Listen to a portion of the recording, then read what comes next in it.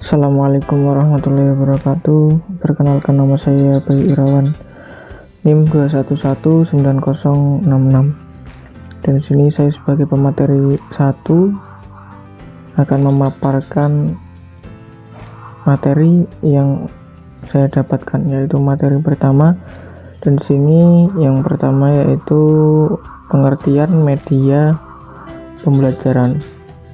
Media bentuk jamak dari kata medium, merupakan kata yang berasal dari bahasa Latin yaitu medius, yang secara harfiah berarti tengah, perantara atau pengantar.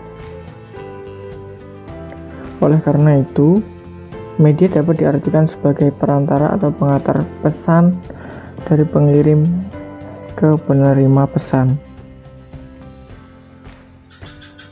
Dan dalam hal ini itu ada beberapa pengertian mengenai media pembelajaran, yaitu sebagai berikut. Yang pertama yaitu segala sarana pendidikan yang digunakan sebagai perantara dalam proses belajar mengajar untuk meningkatkan efektivitas dan efisiensi pencapaian tujuan menggunakan alat penampil, peta, model, globe, dan sebagainya.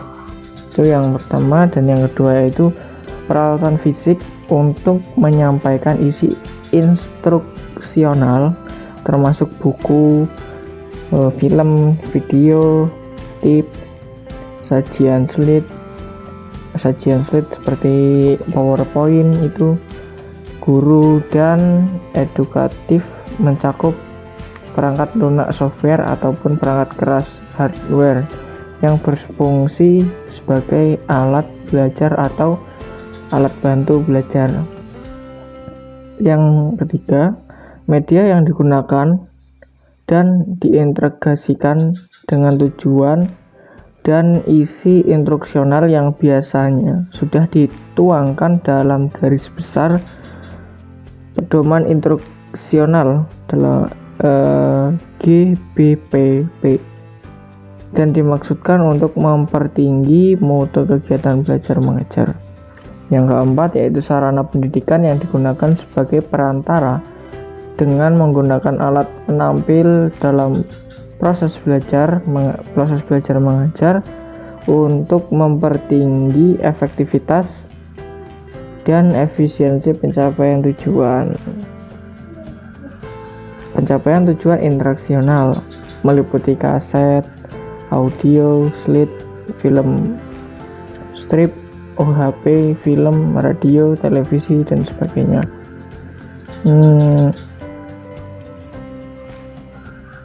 Media pembelajaran itu merupakan segala sesuatu yang dapat digunakan untuk menyalurkan pesan, bahan pembelajaran sehingga dapat merangsang perhatian, minat, pikiran, dan perasaan pembelajar atau siswa dalam kegiatan belajar untuk mencapai tujuan pembelajaran tertentu. Jadi pengertian media pembelajaran secara singkat dapat ditemukan sebagai suatu biasa berupa alat, bahan, atau keadaan yang digunakan sebagai perantara komunikasi dalam kegiatan pembelajaran. Itu tadi sedikit ataupun penjelasan dari pengertian media pembelajaran.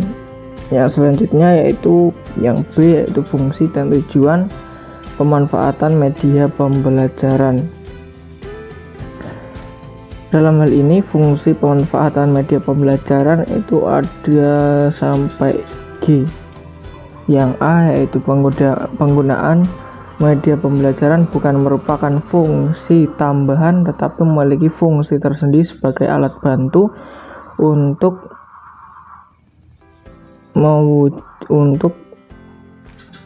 mewujudkan situasi pembelajaran yang lebih efektif.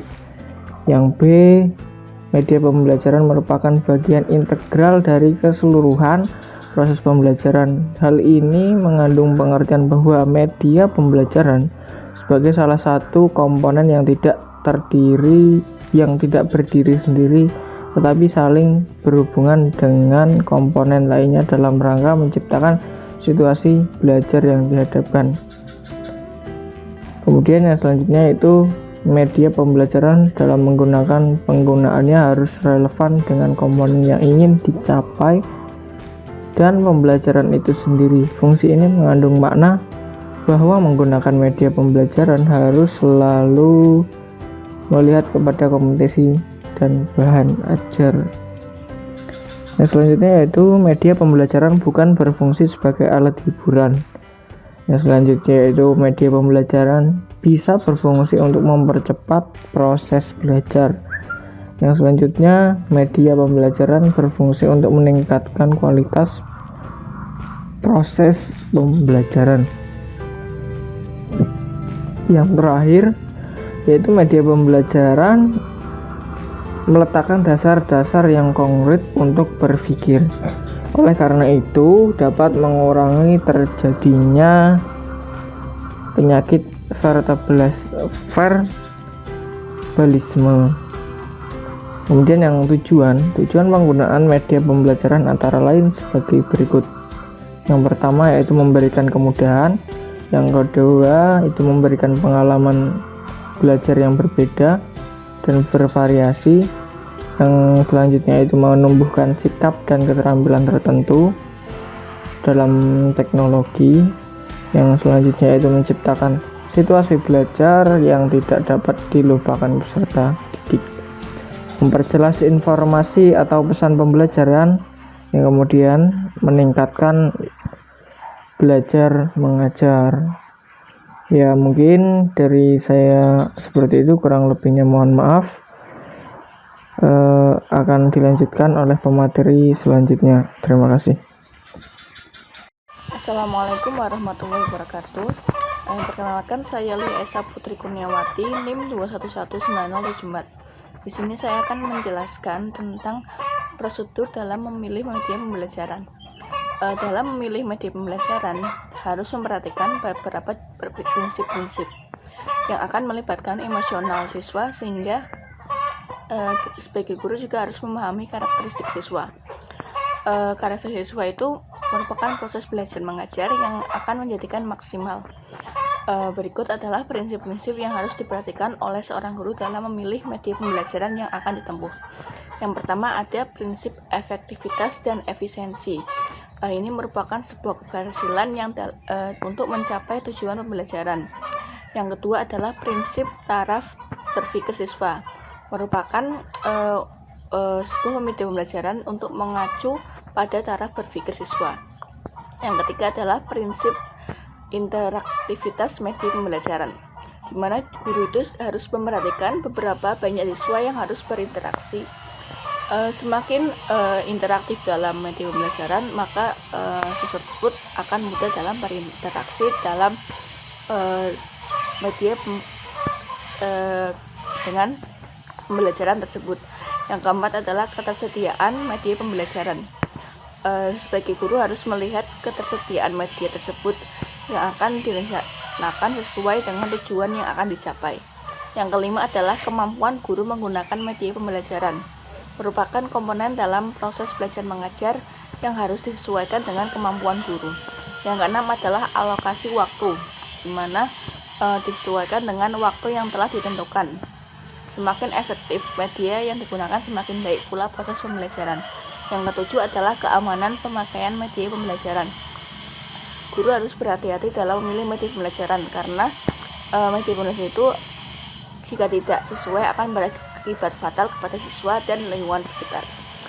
Terus ada juga langkah-langkah dalam prosedur pemilihan media pembelajaran. Yang pertama itu memilih apakah pesan yang akan disampaikan itu adalah tujuan pembelajaran. Yang kedua yaitu memastikan apakah media itu dirancang guna keperluan pembelajaran.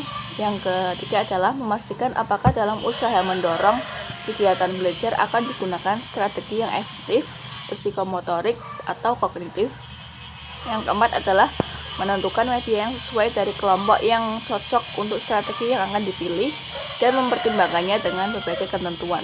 Yang kelima adalah mereview kelebihan ataupun kelemahan yang dipilih bila perlu menyediakan kembali alternatif yang ada. Yang keenam adalah perencanaan dalam pengembangan dan produksi tersebut. Terima kasih. Wassalamualaikum warahmatullahi wabarakatuh. Selanjutnya akan dilanjutkan oleh teman saya. Bismillahirrahmanirrahim. Assalamualaikum warahmatullahi wabarakatuh. Perkenalkan, nama saya Ahmad Lutfi Maulana, NIM 2119665. Di sini saya akan melanjutkan materi dari pemakalan selanjutnya, yakni mengenai media by utilization dan by design. Sekalipun efektivitas dan efisiensi media tidak dapat diragukan lagi dalam pengajaran di kelas, pertimbangan lain yang dapat tidak kalah pentingnya adalah faktor aksesibilitas atau accessibility, yang menyangkut apakah media tersebut dapat diakses atau diperoleh dengan mudah atau tidak. Menurut Raharjo, media dibedakan menjadi dua macam menurut kriteria aksesibilitasnya, yaitu yang pertama media yang dimanfaatkan atau media by utilization. Artinya, media biasanya dibuat untuk kepentingan komersial yang dapat diakses di pasar bebas. Dalam hal ini, guru tinggal memilih dan memanfaatkannya walaupun masih harus sedikit mengeluarkan biaya. Kemudian yang kedua yaitu media yang dirancang atau by design, yang harus dikembangkan sendiri oleh guru. Dalam hal ini, guru dituntut untuk mampu merancang dan mengembangkan sendiri media yang akan digunakan sesuai dengan sarana dan kelengkapan yang dimilikinya. Media belajar yang dirancang atau by design maupun yang dimanfaatkan atau by utilization oleh Association for Educational Communication and Technology diklasifikasikan secara lebih rinci menjadi yang pertama adalah pesan. Pesan adalah informasi yang diteruskan oleh komponen lain dalam bentuk ide, fakta, arti, dan data yang meliputi semua bidang studi atau mata pelajaran seperti IPA, IPS, atau matematika dan lain sebagainya. Dan yang kedua yaitu orang adalah manusia penyimpan, pengolah, dan penyaji pesan. Kemudian yang ketiga bahan, disebut juga sebagai software yang mengandung pesan untuk disajikan melalui alat atau dirinya sendiri, diantaranya slide film, audio tape, video, maupun lain sebagainya. Kemudian yang keempat yaitu alat, disebut juga dengan hardware yang digunakan untuk menyampaikan pesan tersimpan di dalam bahan. Kemudian yang kelima yaitu teknik, adalah prosedur, rutin atau acuan yang disisipkan untuk menggunakan bahan, peralatan, orang, dan lingkungan untuk menyampaikan pesan termasuk pengajaran. Seperti mastery learning, discovery learning, simulasi, permainan, demonstrasi, kuliah, ceramah, tanya jawab, atau metode lain yang bisa digunakan. Dan yang keenam dan yang terakhir yaitu lingkungan, adalah sebuah situasi sekitar di mana pesan dapat diterima, yang termasuk dalam lingkungan ada dua, yaitu lingkungan secara fisik dan non fisik. Yang termasuk lingkungan fisik yaitu seperti gedung sekolah, perpustakaan, laboratorium, studio musik, museum, taman, dan lain-lain. Dan yang termasuk dengan lingkungan non fisik seperti penerangan, sirkulasi udara, dan lain-lain. Sekian presentasi dari kelompok kami, kurang lebihnya mohon maaf. Wassalamualaikum warahmatullahi wabarakatuh.